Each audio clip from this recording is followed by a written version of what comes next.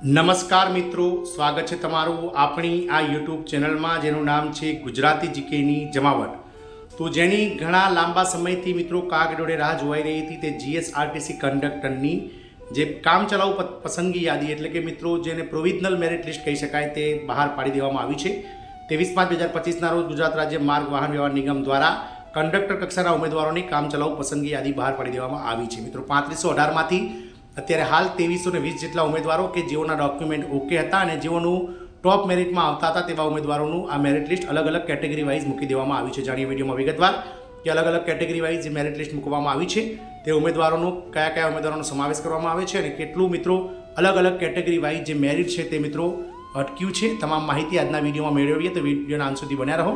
જો આપ અમારી ચેનલમાં નવા હોય તો ચેનલને લાઇક શેર સબસ્ક્રાઇબ કરી બાજુમાં રહેલું બેલ આઇકોન દબાવીને ઓલ નોટિફિકેશન ઓન કરી લો, જેથી કરીને ચેનલ પર મૂકવામાં આવતા વિવિધ ભરતીઓના નોટિફિકેશન, વિવિધ ભરતીઓના પરિણામ અને આવા કંડક્ટર કક્ષાના જે ન્યૂઝ છે તે તમને સરળતાથી ચેનલના માધ્યમથી ઉપલબ્ધ થઈ જાય. તો ગુજરાત રાજ્ય માર્ગ વાહન વ્યવહાર નિગમ મધ્યસ્થ કચેરી રાણીપ દ્વારા જાહેરાત ક્રમાંક GSRTC 2023-24/32 અન્વયે કંડક્ટર કક્ષાના ઉમેદવારોની કામચલાઉ પસંદગી યાદી બહાર પાડવામાં આવી છે. જેમાં મિત્રો આ કામચલાઉ પસંદગી યાદીમાં નામ જાહેર થવા માત્રથી ઉમેદવાર નિમણૂકને પાત્ર બનતા નથી. નિગમ દ્વારા જ્યારે સ્થળ પસંદગી માટે બોલાવવામાં આવે તે સમયે નિગમ દ્વારા આપવામાં આવેલ પત્રના આધારે જે તે વિભાગમાં હાજર થતા સમયે સિવિલ સર્જનની સમક્ષ ઉપસ્થિત થઈને મેડિકલ ફિટનેસ સર્ટિફિકેટ તથા સંબંધિત પોલીસ સ્ટેશનના અધિકારીશ્રી પાસેથી ના બાંધા પ્રમાણપત્ર એટલે કે એનઓસી મેળવીને રજૂ કરવાનું રહેશે.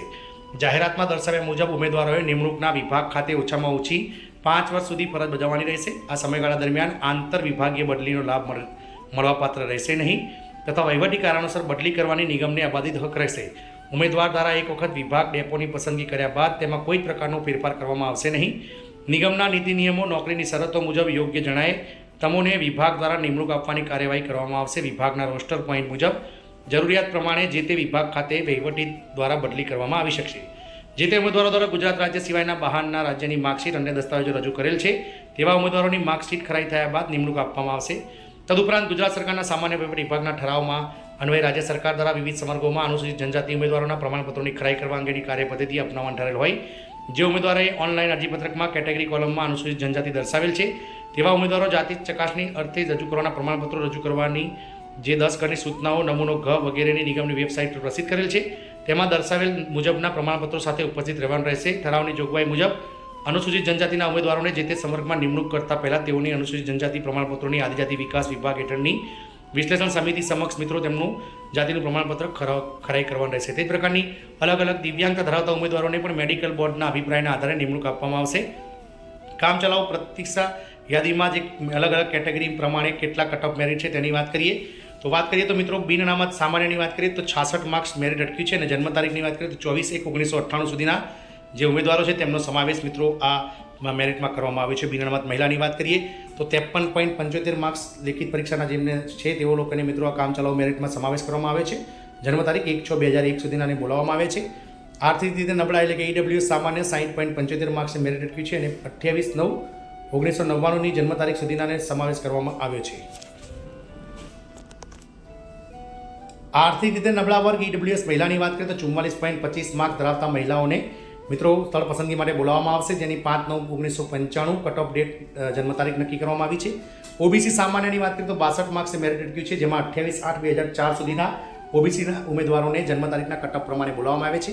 ઓબીસી મહિલાનું મેરિટ 47.75 અટક્યું છે, જેમાં 25/5/1995 સુધીના મહિલા ઉમેદવારોને બોલાવવામાં આવે છે. અનુસૂચિત જાતિ એટલે કે SC સામાન્યનું 59.50 મેરિટ અટક્યું છે, જેમાં 16/4/1997 સુધીના જે ઉમેદવારો છે તેમને ડોક્યુમેન્ટ સ્થળ પસંદગી માટે બોલાવવામાં આવે છે. અનુસૂચિત જનજાતિ SC મહિલાની વાત કરીએ તો 48.50 મેરિટ ધરાવતા 19/6/2003 સુધીના જન્મ તારીખના મહિલા ઉમેદવારોને સ્થળ પસંદગી માટે બોલાવવામાં આવે છે. અનુસૂચિત જનજાતિ સામાન્ય ST સામાન્ય 51 માર્ક્સે મેરિટ અટક્યું છે, જેમાં 1/6/2004 સુધીના ઉમેદવારોને કટ ઓફ ડેટ પ્રમાણે સ્થળ પસંદગી માટે બોલાવાયા છે.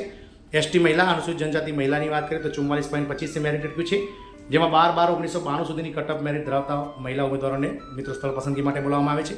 માજી સૈનિક જેઓ 27/7/1980ની જન્મ તારીખ ધરાવે છે, 1 માર્ક્સ ધરાવતા માજી સૈનિકોને પણ બોલાવી લેવામાં આવે છે મિત્રો સ્થળ પસંદગી માટે. દિવ્યાંગતાની અલગ અલગ કેટેગરીની વાત કરીએ તો ABCDEમાં એ કેટેગરીમાં 35.75 24/7/1997 કટ ઓફ ડેટ.